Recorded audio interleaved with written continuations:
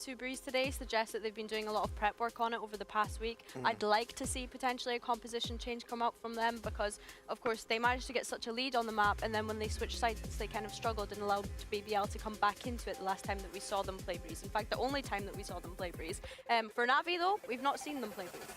Yeah, the players are also getting ready in their Razor chairs, which very important as we're going to be heading into a best of 3 series. I mean, the final map that we do have, however, is going to be Bind, which I'm also interested to see how that one is going to play out because Navi's Bind has not looked something interesting to me is that Angel on the podcast recently with Mitch and Tom was saying that Ruxic would be playing more Chamber if Ruxic liked it. Angel seems to be really high on Chamber right now.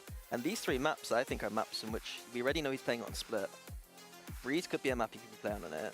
And then Split as well as a map where, the Bind as well, if they're struggling, could be an angle where he switches there. So that's something I'm keeping my eye on, is if Navi have kind of gone back to the table with some of the comps and maybe looking at that Chamber angle. I would quite enjoy that, to be honest with you. Yeah, I think when it comes to that Chamber angle, it's a big thing of comfort as well, throwing the comfort word around. But something that we've seen from a lot of teams in Kickoff so far, I'd say, is that teams wanting to tie their compositions into the meta, but then also having to move away from comfort. And it's finding a balance there, I think, in my opinion, of being able to play comfort roles, what your players thrive on, but also being able to have a good read on the meta.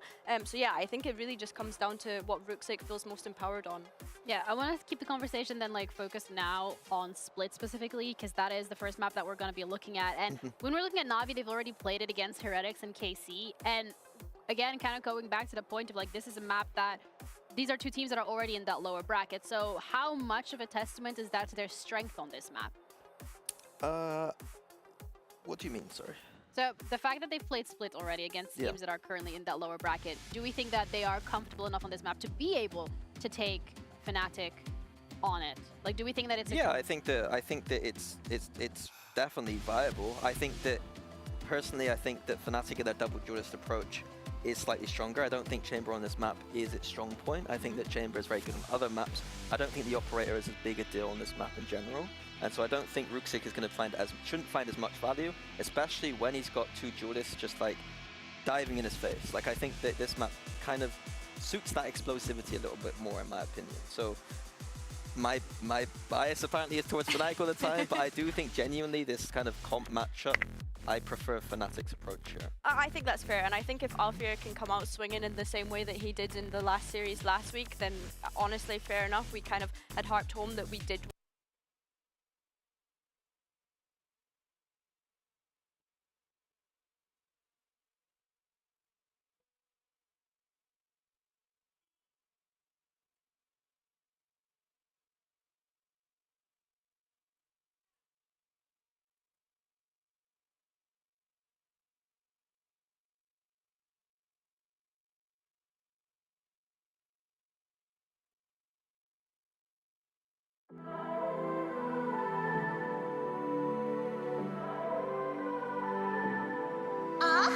Mente na canção, minha vida se vai.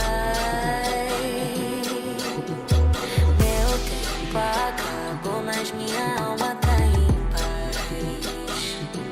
Sinto cada nota e o céu fica cinza.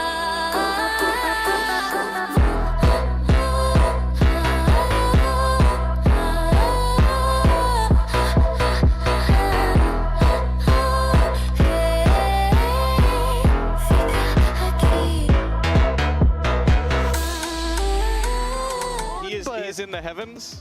There you go, kind of fits. He's lurking. He's watching from above, and so is Milan.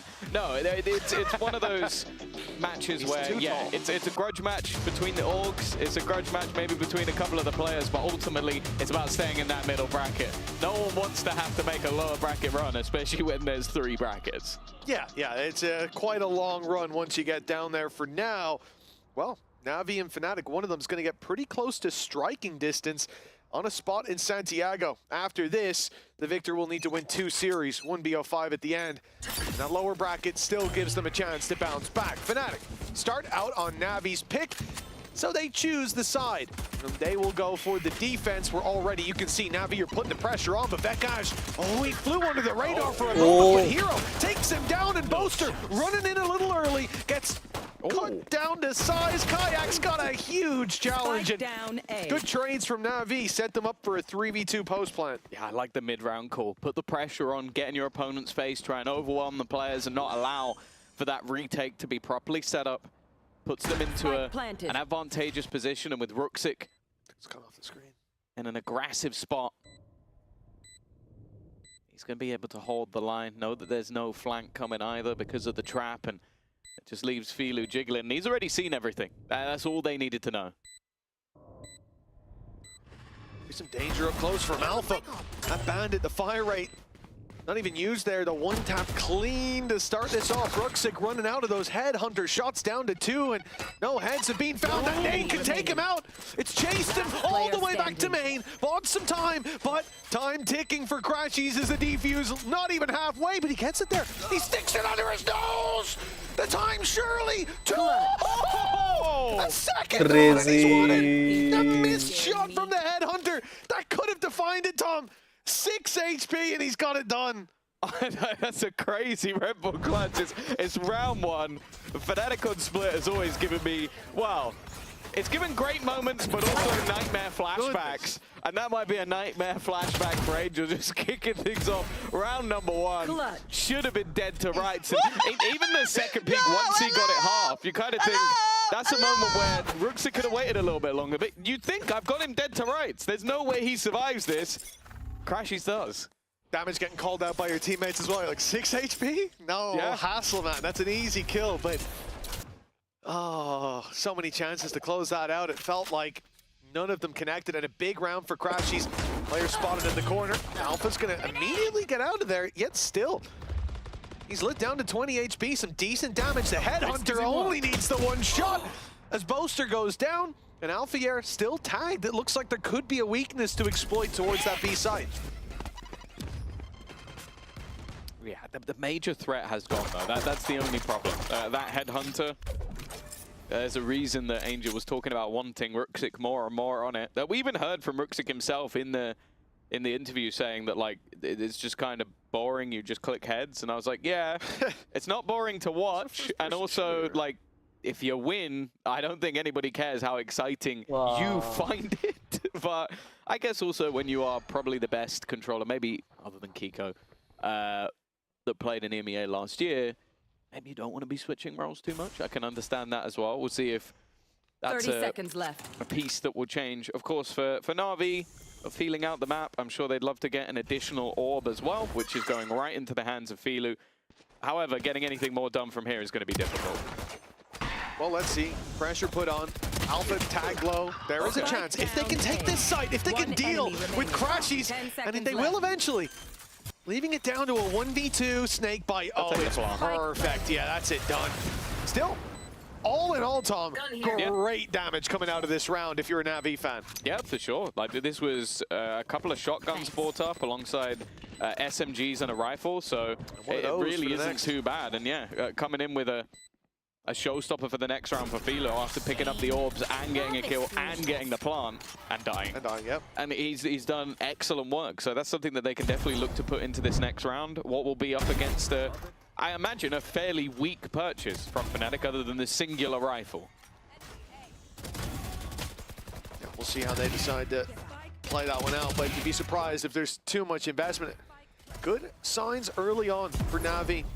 Filu, showstopper online. I think if you were going to put a big investment into this round, it would be too much of a risk. That showstopper could turn the tide in their favor. The question is, will it be used to entry up against the weaker buy from Fnatic, or saved as a last port of call and disaster? Nice nade.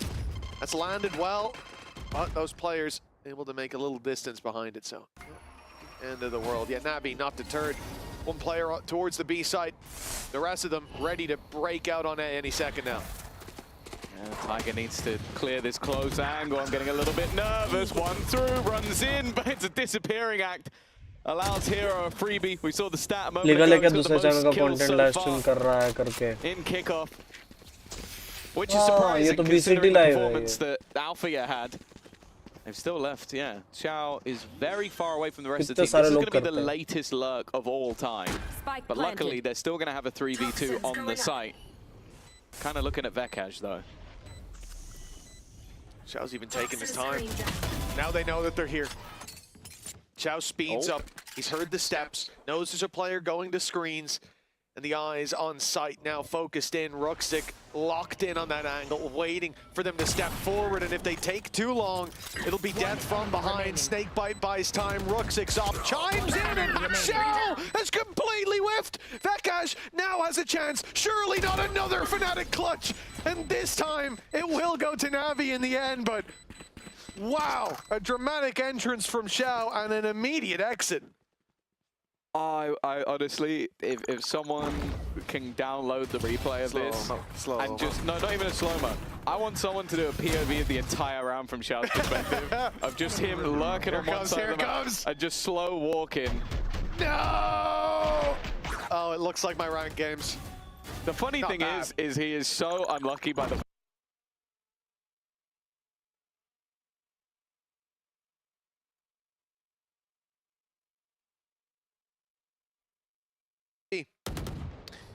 Maybe thanks to Xiao. Oh, बहुत channel ban होते हैं It's not great. They lost so many players, and this is a good opportunity now. वो तो strike पड़ती है तब होते हैं ban भाई. और ये official content है. मतलब ऐसा कोई किसी का private थोड़ी है ना, tournament है ये. He's had a phenomenal kickoff so far, revealed in the corner. Kayak knows exactly where he is, and that's an important man to clear. Also the lurker as well, so that is half the map that now has no Na'Vi presence. For NAVI, credits put in. Do you now use the showstopper? Burst through. It looks like a dog's going to be the point of contact. Showstopper active, fired out, and lands on Alpha. Yeah, Vekaj ran for the hills, so Heaven Control given up, but down below, lurking, waiting, is Boaster, and he strikes at just the right moment. Another blinded up. The spray was good. Running and gunning as Fnatic set their sights on 3 and lock it in moments later. That's going to be a super painful round for Na'Vi. Not only just that sectioning off, that's clearly just a plan. Like, they know that Hero's going to likely lurk on this side of the map. You can clear him out, you can allow for early rotations. But then even just, well, the positioning from Boaster, but also the spams that were coming out from Vekaj. He did a lot of damage just through the edge of the smoke as they tried to cross him towards the site. Let's go, boys. 3-1, early reset. A one saving grace is that tour de force for Ruxic, but bear in mind, I'll be honest, when looking at the veto, I thought this would end up as the third map. Both teams 2-0, I didn't think anybody would be picking it. If Fnatic were able to take their opponent's map choice, going into Breeze, we haven't seen Na'Vi play it yet, and I believe so far it's been their second ban in the majority of series. And all signs pointing to NAVI needing to find that success on this first map. At least to look a bit better than it could be from now. I mean, warning signs early as Fnatic push up to 4, assuming nothing crazy happens here with the pistols. But that tour de force still gives them a chance, as you said. Small as it may be. But that last round, it does feel like, you know, they did so well to fight back into Be Heaven, trade out that showstopper for a kill, for a bit of space. Oh, rare missed shot. Filu was a little ahead of the pack, and guess who's getting dropped early again? Filu jumping around there, but although players have gotten close on the back of his martyrdom, they have been spotted by the reveal, so for Hero to get out of here is going to require a bit of luck, or maybe... It's a distraction. It's going to just require Ruxic to strike in the right moment. He's here already. Oh, but Kayak's used the ult. That's so unlucky. I like it. Just a get out of jail free card. Allows him to clear all of the site, give information over, doesn't risk an operator going into enemy hands, and Crashies really is just making sure his teammates can stay safe. I think he might have been. I think he might have been. And then just shot him in the head. Hey, he's got a good read. He's got a good read. But that good recovery, because that looked like it could have got out of control, especially with Ruxic taking over mid-control. That got a little bit dangerous, but I like the fact that Kayak wasn't afraid to just go, okay, I'm going to burn my ult here just to make sure that I don't throw the round. Well, he read that timing perfectly. I mean, 5, we can, I think all agree, if he waited 5 more seconds, that's done. He's dead. But then you look at if Ruxic was just that little bit quicker around those corners. Great read from Kayak. So much more stressed in the coaching booth. Like, so much more. Oh, okay. Nice shot by Filu. That's a big shutdown. Look at the A site now. I mean, for Crashies, I almost expected him to start backing off to screens, but instead, he's stepping forward. He's looking for a fight, and he's got more of a fight than he wanted. Oh, no! Yeah, that Viper screen going down. Pushed through his own pit in mid. Vekaj just managed to get rid of Xiao. That's the lurk on the other side of the map gone. And actually, Alpha has managed to clear out Hero at the same time. This is very quickly turned into a winnable position, but Ruxic patiently waiting. That operator picked up, has cleared out Alpha. The back and forth ends with Navi in an advantage.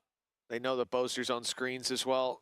The Vekaj was mid, could be wrapping behind them. The Seeker last saw him there, so a lot of attention being put towards their backs, but Fnatic have stacked up, waiting for the wall to fall, but they follow suit as Navi find themselves on 2.